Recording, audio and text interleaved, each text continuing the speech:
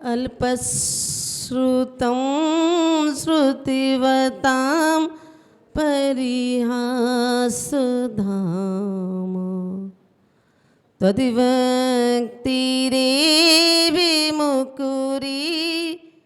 कुरुते बलान्मां यति कोकिलाकिलिमधौ मधुरं विरौति तच्चामृचारुकलिका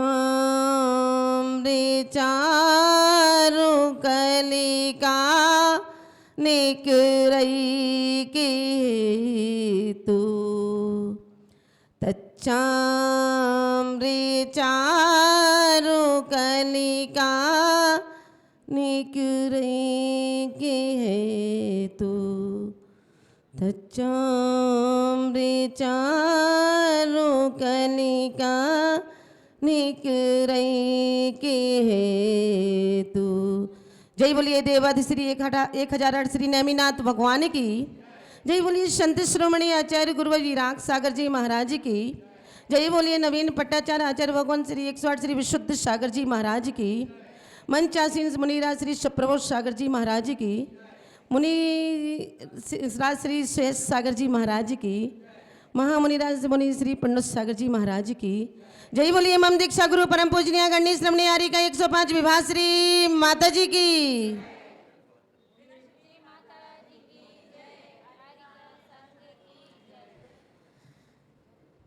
धर्म स्नेही बंधुओं,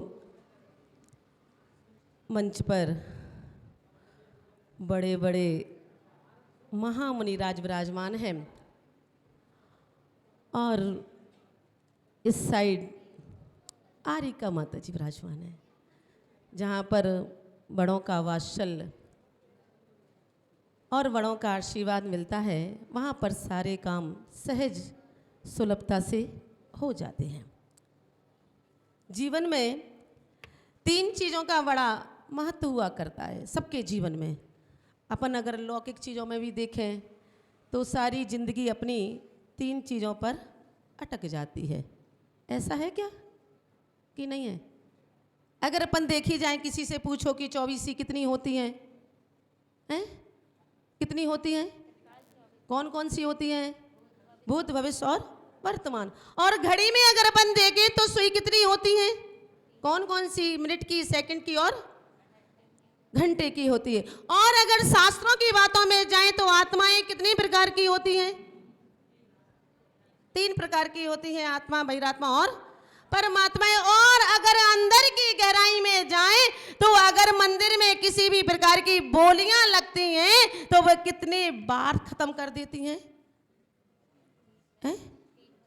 1, 2। ऐसा तो है नहीं कि संचालन महोदय के 3:30, 3:45, 4:15 कितने पे खत्म कर देते हो?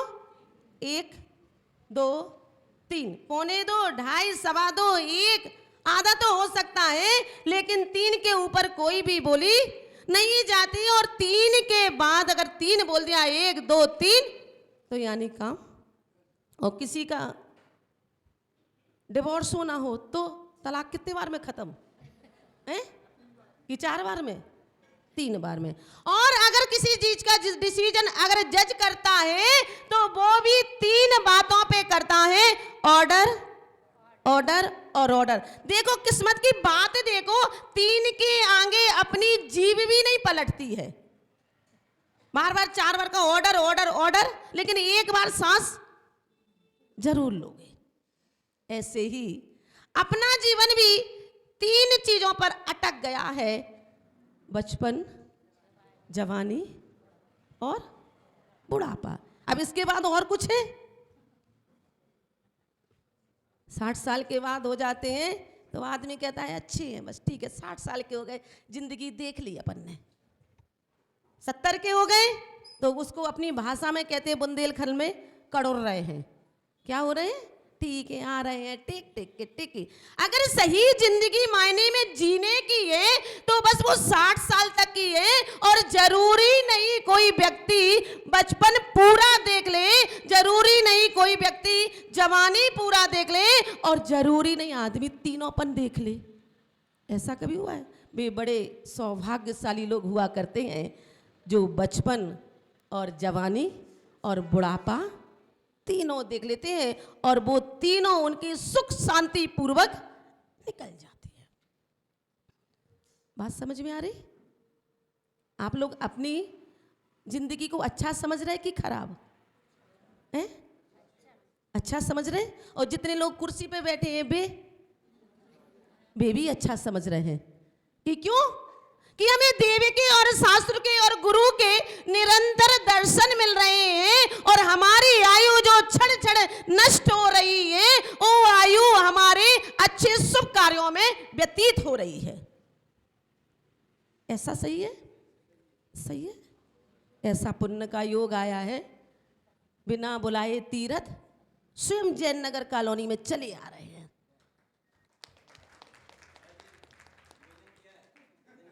जी अध्यक्ष जी, बहुत अच्छी बात है। निवेदन तो आप नहीं करते तो भी जैन नगर कॉलोनी में आपसे मिलने आते या ना आते, लेकिन नेमिनाथ भगवान के दर्शन करने जरूर आते। ये बात बिल्कुल पक्की थी। इतना अपना पुण्य लेके बैठे हो जैन नगर वाले। और वास्तव में महाराज श्री बहुत सी हम कॉलोनी देख के आ गए, लेकिन जैन नगर जैसी कॉलोनी हमने अभी तक नहीं देखी। ये बात बिल्कुल सत्य है। तो अपना जीवन भी बचपन, जवानी और बुढ़ापा केवल 3 चीजों पे लटका हुआ है और 3 चीजों पर अपन अटके भी हैं। अब अपन को ये सोचना है कि जब इतनी सी जिंदगी मिली है तो आप प्रवासी बनकर रह रहे हो कि निवासी बनकर रह रहे हो? बताइए, कौन हो भाई? प्रवासी हो ना? और फिर मकान पे लिखवाते देते हो बिला निवास, बड़जत्या निवास, कासलीवाल निवास, सेठी निवास, सिंगई निवास। क्या लिखवा देते हो? निवास लिखवा कर रख देते हो और निवासी जबकि है ही नहीं अपन लोग। और कितने दिन का निवास है? ये तो अपने जीवन का अल्प प्रवास है। इसलिए जिंदगी को अल्प प्रवासी मानकर चलना। महाराज श्री को अभी श्रीफल चढ़ाओगे, माता जी को चढ़ाओगे तो क्या कह के चढ़ाओगे? निवास स्थान कि अल्प प्रवास है? अरे बोलते ही नहीं हो जयनगर में। अल्प प्रवास करके ही तो चढ़ाओगे कि 2 महीने की शीतकालीन कर लीजिए, 2 महीने का ग्रीष्म काल कर लिए, ज्यादा से ज्यादा मंगल चातुर्मास कर लीजिए, चातुर्मास के बाद अष्टानिका तक निकाल दोगे। लेकिन आज तक का नियम है अध्यक्ष जी, कैलाश जी, आपने किसी साधु संत को निवास स्थान करके श्रीफल नहीं चढ़ाया। क्या कह के चढ़ाया? अल्प प्रवासी। और होना भी यही चाहिए, अल्प प्रवासी ही करके। अगर पानी बहता रहता है तो वो सड़ता नहीं है, और जहां पानी रुक जाता है वहां वह सड़ जाता है। तो ऐसे बहते रहे साधु संत तो सारे इंदौर में सुगंध की लहर छा जाएगी। और अगर जहां साधु रुक गए तो वहां पर पानी सड़ जाएगा। अब इतनी सी जिंदगी अल्प प्रवासी अपन को जब मिली है तो इतनी सी जिंदगी में कैसा टकराव, कैसा मनमुटाव, कैसा मतभेद, कैसे एक दूसरे से विरोध, इतना सोच के चलो कि ये जीवन अपना अल्प प्रवासी है ना? कैसा है? अल्प प्रवासी है। सेठ जी अपनी 3 मंजिल के मकान को बनवा रहे थे, और जब सेठ जी अपने 3 मंजिल मकान को बनवा रहे थे और वहीं रास्ते से जैन नगर की कॉलोनी से मुनि सुप्रभात सागर जी महाराज अपना संग लेके निकले तो जैन नगर के सेठ जी बोले, महाराज आप ही का है। किसका है? आपका ही है ये मकान महाराज, आपके ही आशीर्वाद से ये मकान तैयार हो गया है। और एक बात ध्यान रखना, निर्ग्रंथ मुनि की मुस्कुराहट में भी कोई ना कोई राज हुआ करता है। क्या होता है? महाराज बिना फालतू के कोई साधु मुस्कुराता नहीं है। और मुनिराज अपने संग को लेके निकल जा रहे थे दर्शन के लिए। और महाराज आपके आशीर्वाद से मकान तैयार हो गया है। मकान में महाराज को रहना ही नहीं है, लेकिन आशीर्वाद किसका है? महाराज का है। और महाराज जी भी मुस्कुराते हुए चले गए, बेटा ठीक है। फिर पुनः निकले और वह मकान बनकर तैयार हो गया। और जब वह तैयार होके कंप्लीट हो गया और फिर महाराज श्री निकले, महाराज आपके आशीर्वाद से पूरी बिल्डिंग तैयार हो गई ना। बच्चा होता है तो कैसे, महाराज आपके आशीर्वाद से पोता हुआ है, महाराज आपके आशीर्वाद से बेटा हुआ है। अब महाराज का ना लेना ना देना, महाराज सब आप ही के काम से हो रहा है। ऐसे ही वो मकान भी महाराज के आशीर्वाद से बन गया और महाराज भी मुस्कुराते हुए चले गए। पूरा मकान कंप्लीट होने के बाद सेठ जी सुबह 4 बजे से उठकर लेजम से तलाई कर रहे। क्या कर रहे? क्या बोलते हैं आपके इधर हैं? अरे अब तरी बोलो, कड़ी बोलो, लेकिन पानी से वो सींच रहे थे, जिस पानी में एक बूंद में वैज्ञानिक कह रहे हैं 36,450 जीव उसमें हैं। और भगवान महावीर की देशना में भी कह दिया है एक बूंद में अनंत जीव हैं। उस पानी से वह सेठ तराई कर रहा था। कितने? तराई कर रहा था। महाराज फिर निकले अपनी उस तराई से। जब वह तराई कर रहा था अनछने पानी से, उस समय मकान की नींव मजबूत नहीं हो रही थी। उस सेठ की नरक जाने की नींव मजबूत हो रही थी। क्या हो रही थी? मकान की नींव मजबूत हो रही थी कि सेठ की नींव? किसकी? सेठ की नींव हो रही थी। और मकान बनने के बाद सजावट का टाइम आया। क्या आया? सजावट का। और जैसे ही सेठ जी सजावट करने लगे, महाराज फिर निकले। महाराज आज क्या है? गृह प्रवेश। क्या है? होता ना बड़ी धूमधाम से, सारे रिश्तेदार आएंगे, कलश लेके जाएंगे, मंदिर से जाएंगे, ढोल मजीरे के साथ जाएंगे। और महाराज निकल गए मुस्कुराते हुए कि देखो ये सेठ कैसा पागल मूर्ख है, पुद्गल की पर्यायों को मिट्टी के ठीकरों पर कैसा ये प्रसन्न हो रहा है। इसको ये भी मालूम नहीं है कि ये चंद दिन का मकान हम इसके सुख भोग पाएंगे कि नहीं भोग पाएंगे। लेकिन वह खुशी में ऐसा पागल था कि उसको मंदिर कुछ भी नजर नहीं आ रहा था। और महाराज तो निकल गए। और जैसे ही वह सेठ जी मंगल कलश लेके घर में प्रवेश करने वाले थे, तब तक सेठ जी की फाइल निपट गई। फाइल का मतलब समझ रहे हैं? नहीं क्या हो गई? बंद हो गई। मतलब ऊपर चले गए, अटैक आ गया खुशी में।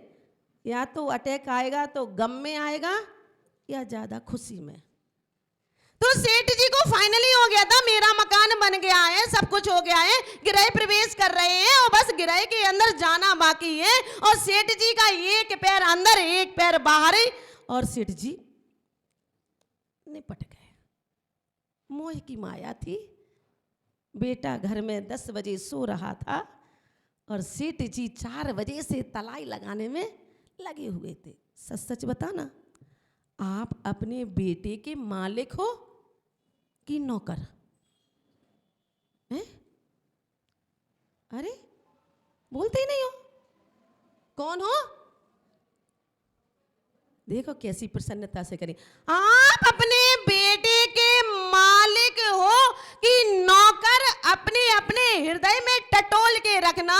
बेटा आपका 10 10 बजे दुकान पर जाता है और फर्स्ट क्लास की गाड़ी उठाता है और हाथ में सोने का कंगन पहनता है और सामने के 2 सेट के बटन खोलता है और चेन पहन के और एप्पल का EMI का बढ़िया मोबाइल लेके और वो बाहर दुकान के खड़े हो जाता है और पिताजी उस काउंटर को लगी हैं घिसने में, और घिसो और घिसो और घिसो। और जब दुकान पूरी कंप्लीट हो जाती है, गद्दी वद्दी व्यवस्थित हो जाती है, तो बेटा गद्दी पर ड्रॉवर खोल के कैश पे हाथ लगाता है और पिताजी से कहता है अब तुम भोजन कराओ। अंथऊ को भोजन का टाइम हो गया, सुबह 10-11 बजे गए। जब उस पिताजी की ड्यूटी थी, जब वो 6 बजे से दुकान का थैला लेके मिथ्यात को पूज रहा था और उसकी दुकान के शटर के पैर पड़ रहा था, मीटर कैंची के पैर पड़ रहा था, भाई खातों के पैर पड़ रहा था, तब बेटा चैन की नींद सो रहा था। और जब लक्ष्मी आने के समय पिताजी को उसके पैर पड़ना था, तब बेटा कहता है भोजन कराओ। और पिताजी बेचारे चले जाते हैं। सच सच बताना, आपने अपनी शादी में जो कपड़े पहने होंगे वो आप अपने बेटे की शादी में पहन रहे, और बेटा आपका जो उसने अपनी सगाई में पहने थे वो बारात में घोड़े पे नहीं पहनेगा। पहनेगा? बोलो, कुछ तो बोलो। हैं? देखो बेचारे कैसे रो रहे, देखो कि कितना बड़ा हमने अच्छा मौका अपना खो दिया। पिताजी का पैंट टाइट हो जाएगा, जैकेट टाइट हो जाएगी, कोट छोटा हो जाएगा, लेकिन वही 3 पीस पहनेगा। और बेटे का अगर पैंट लंबा हो गया तो वो छोटा करवा के पहनेगा नहीं, वो दूसरा मंगवाएगा। पुण्यात्मा तुम हुए कि बेटा हुआ? बजाओ बेटा लोग, ताली बजाओ। हाँ, वाह बेटा वाह। कौन हुआ पुण्यात्मा? अरे माताओं, तुम पुण्यात्मा हो कि तुम्हारी बहुएं पुण्यात्मा हैं। तुम्हारी पेटे की साड़ियां अभी तक चल रही हैं, घिस गई हैं, फट गई हैं, उस पर डिजाइन करवा ली, लेकिन बहू वो साड़ी पहनने को मंजूर नहीं होगी। और बेटा को बहू आती है, वो बहू नहीं आ रही आजकल। कौन आ रही? कौन आ रही है? बेटी बन के आ रही है। अगर बहू के सामने नंद और भौजाई को दोनों को खड़ा कर दो तो आप पहचान नहीं सकते बहू है कि बेटी है। क्यों? मिलना मुश्किल हो गया है। लड़कियां मिल कहां रही हैं? जैसी मिल रही लाओ भैया उसको तो झेलो। ये किसका पुण्य है? बेटी का है ना? है? किसका है? बेटी का है ना कि बहू का है? सास का पुण्य नहीं है। अब जब इतनी समस्याएं अपने सामने फिर भी अपन के लिए जीवन काल मिला है तो फिर क्यों नहीं देवशास्त्र गुरु के चरणों में लगा देते हैं। मोह महामद पियो अनादि भूले आपको परमदवाती। सीसी की बोतल से पियोगे तो सुबह पियोगे, शाम को उतर जाएगी, ज्यादा से ज्यादा दूसरे दिन उतर जाएगी। लेकिन जो मोह की मदरा अनादि काल से हम पीते आ रहे हैं, उस मोह की मदरा को हम उतार नहीं पा रहे हैं। उस सेठ की तरह, सेठ चाहता तो 60 साल के बाद सरकार भी रिटायरमेंट दे देती है कि अब तुम कोई काम के नहीं बचे। लेकिन भैया तुम लोगों को तो ऐसा मोह ने जगड़ रखा है, मंदिर आने में पैर दुखेंगे, दुकान पे जाने में नहीं रुकेंगे। मंदिर के भगवान का कलश करने में हाथ दूजेंगे, लेकिन बही खाते में हिसाब किताब लगने में हाथ नहीं दूजेंगे। और सेठ जी भी ऐसे ही करते करते कहां चले गए? निपट गए। अब देखो, जब सेठ की फाइल निपटी और फिर से महाराज जी का संग आया और महाराज ने देखा सेठ जी कहाँ हैं, तो देखा सामने बहुत बड़ी तस्वीर पर फूल चढ़े थे। महाराज फिर मुस्कुरा के हुए निकल गए और देखा जब निकले महाराज तो उस बच्चे की दुकान काय की थी? किराने की। किस चीज की? किराने की। और किराने की दुकान पे वो पीपे को काट के क्या दाल चावल वगैरह रख देते हैं ना, तो वो दाल चावल भरे हुए थे और वह सेठ जी जब मरे तो वो कौन सी पर्याय में गए? बकरा बने। कौन बने? बकरा। और जब भाई बकरा बने तो मोए कहां जाएगा? वो दौड़ दौड़ के उसी दुकान पे। और जैसे ही भाई सेठ जी का जीव उस दुकान पर आया और दुकान पर चावल के कट्टे में मुंह डाला तो फिर क्या होगा? हैं? अरे बोलो मारेगे ना। कितनी सहज भाषा में समझ में आया, खुद कह रहे अपने आप से। उस कट्टे में, कट्टे भी दो प्रकार के होते हैं, एक तो होता है कनपटी वाला कट्टा, एक होता है रसीद कट्टा वाला कट्टा। तो ये दोनों ही खतरनाक हैं। तो जैसे ही उनमें डाले ना तो भाई बकरा आया और बस लड़के ने उठाए डंडे, 1 2 3। लेकिन वो सेठ कहां मानने वाला था? इतनी मेहनत से उसने मकान बनाया और वो ऐसे छोड़ दे। एक दिन आया, दूसरे दिन आया, से महाराज श्री देखे और निकले और उस बकरे के जीव को देखकर मुस्कुराते हुए चले गए। वो मूक प्राणी बनकर रह गया, फिर नहीं बोल सका। महाराज आपके आशीर्वाद से बकरा बन गए। जी क्या था? निपट गया था। और जब निकले तो बेटा बोला कि महाराज पता नहीं कैसा योग नियोग संयोग है कि ये बकरा हमारा पीछा नहीं छोड़ता है और मैं इसको रोज भगाता हूँ और ये मेरी दुकान पर रोज आता है, मेरी दुकान के अंदर रोज अंदर चला जाता है और जितना भी मारो जो उतना मेरे पैरों से लिपटता है, हमारे पैरों से लिपटता है। महाराज ने जाना निमित्त ज्ञानी से ये वही जीव है जो सेठ 4 बजे से जिस मकान की तलाई कर रहा था, अनछने पानी को बगरा रहा था और मोह के कारण इसने धर्म ध्यान साधुओं की सेवा नहीं की और इसकी होनहार अच्छी नहीं थी, तो ये मकान में जा नहीं पाया और वहीं की वहीं निपट गया। और बेटा बड़ा परेशान हो गया और उसने उस बकरे से परेशानी के कारण जगह सबसे पहले आया और वह बकरा इंतजार करता था जब शटर उठेगा मैं इस दुकान में जाऊंगा। संस्कार कभी जाते नहीं। लाइट जाने के बाद पंखा कुछ मिनट तक घूमता रहता है ना, क्योंकि करंट का संस्कार था उसमें।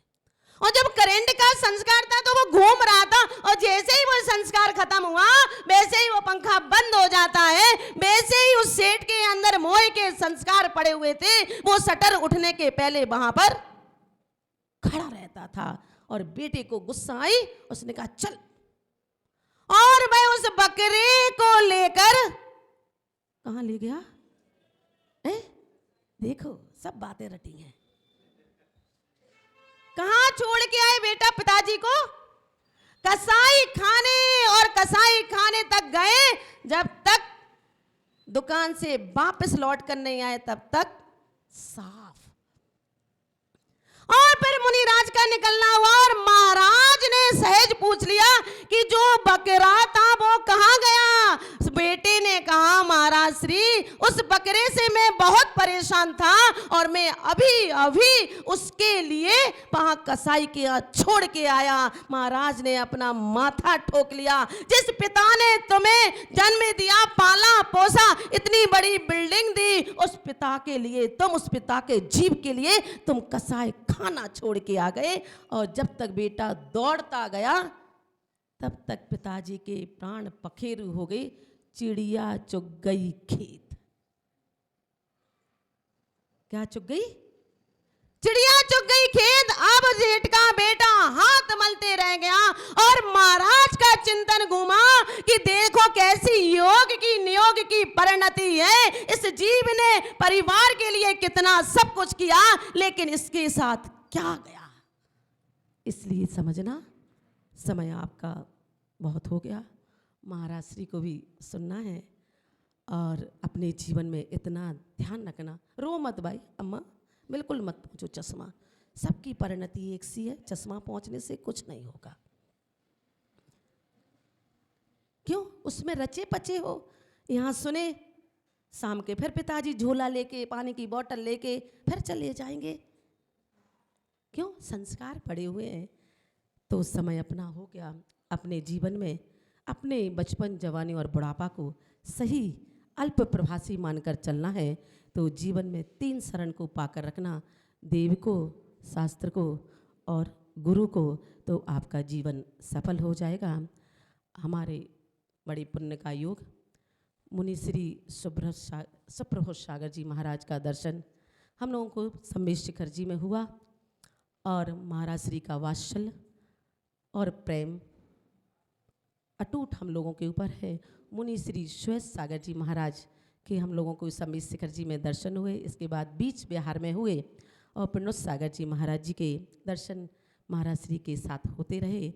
आप महाराज श्री से यही भावना भाते हैं कि भगवान महावीर तो हमने देखे नहीं, लेकिन भगवान महावीर की मुद्रा आप में देखी है। तो आप अपने दर्शन हम लोगों को ऐसे ही सहज देते रहें। कहते हैं एक मुनियों की एक कर्म असंख्यात गुणी कर्म निर्जरा एक क्षण में नष्ट कर देते हैं, और जो भगवान की मुद्रा को लेके इस पंचम काल में विचरण कर रहे हैं, उनके दर्शन करके साक्षात अपने जीवन में भगवान महावीर का स्मरण कर लेना।